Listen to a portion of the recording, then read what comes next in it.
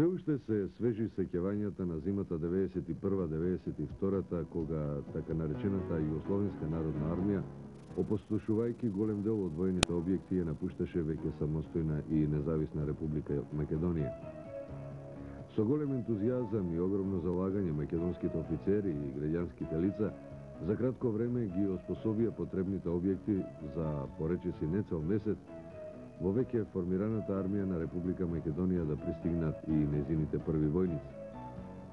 Со нив започна и обуката и првите свечени обврски изговорени на македонски јазик.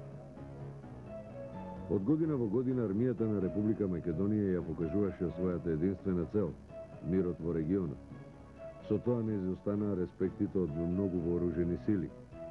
Ова се само дел од резултатите со кои годинава вооружените сили на Република Македонија ја дочекуваат својата 7-ма годишнина. На случувањата поврзани за напуштањето и примопредавањето на Југословенската армија, како и пловидбата на првиот македонски воен брод по Охридското езеро. Во тоа време, ево на ова место, исто така го снимав примопредавањето на морнарицата овде во Охрид. Првиот македонски брод кој што исплови баш од ова место овдека. Не беше лесно да се снима, затоа што имавме доза на несигурност, како јас аматер камерман, така и македонската телевизија која што стварно овдека беше присутна баш на ова место.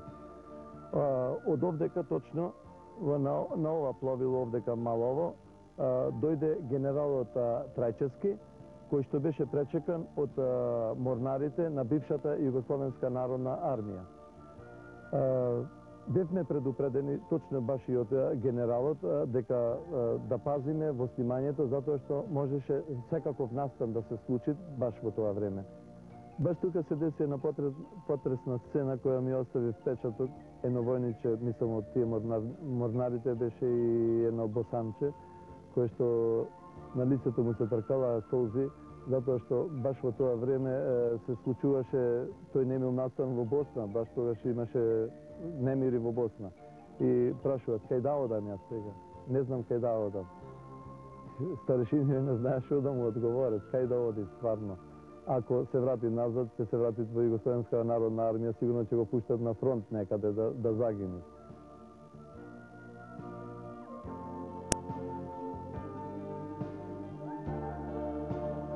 Пред да се изврши примопредавањето на касарната, јас отидов со мојата камера да забележам некој настан од заминувањето на Југословенската народна армија. Пред мене се излезе еден капетан, баш добро го се сеќавам на него, затоа што долги години беше овдека во Охрид, не познаваше што снимам, дека снимам настани. И ми вели, шо бараш ти овдека? Јас му шо барам? Да снимам нешто ево од заминувањето на армија.